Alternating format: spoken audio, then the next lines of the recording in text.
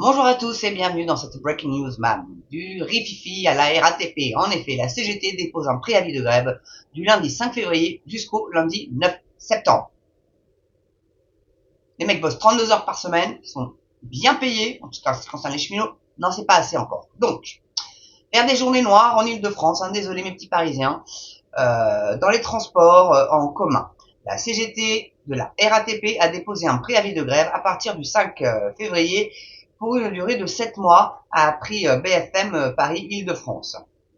Donc, ce préavis court à partir du lundi 5 février jusqu'au 9 septembre. 8 heures, indique le syndicat dans sa lettre adressée au président et directeur général de la RATP, j'ai nommé M. Jean Castex, et consulté par BFM Paris-Île-de-France. Il concerne l'ensemble du personnel de la RATP. Des mesures salariales 2024 insuffisantes. Ce préavis a été déposé au constat du désaccord du lundi 29 janvier 2024 relatif à l'alarme sociale déposée le mardi 23 janvier 2024 sur le thème des mesures salariales 2024 insuffisantes, précise le syndicat dans son courrier.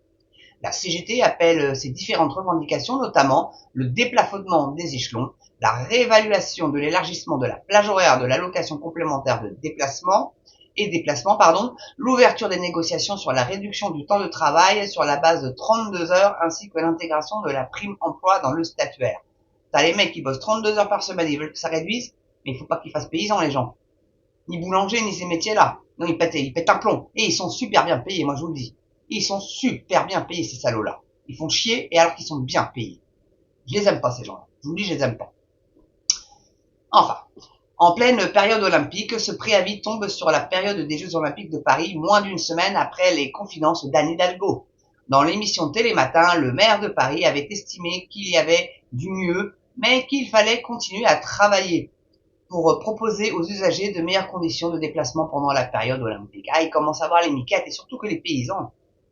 Ça, je l'ai vu lors des pros ce matin, ils sont remontés comme des coucous, comme je vous ai déjà dit, et là, à mon avis, il va y avoir une petite discipline tracteur aux JO.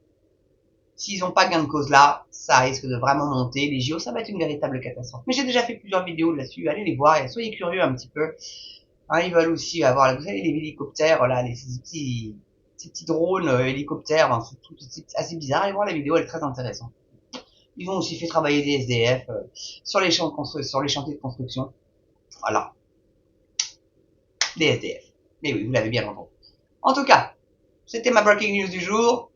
Je vous souhaite une très belle journée, une très belle soirée selon l'heure à laquelle vous regardez. N'oubliez pas l'abonnement, la cloche, partagez cette vidéo pour que le masse de gens sachent que à partir du 5 février, Paris va être bloqué. Et là, ce ne sera pas les agriculteurs, c'est les cheminots qui vont encore foutre la merde pour changer.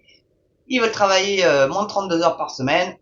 À mon avis, mieux vaut qu'ils partent dans un pays et se la mettent à la douce, les doigts de pied en éventail à la plage, ça sera mieux. Voilà. Ok. Donc, fini pour cette vidéo. Je vous dis à très bientôt sur une prochaine Breaking News Mams. En attendant, portez-vous bien. À ciao.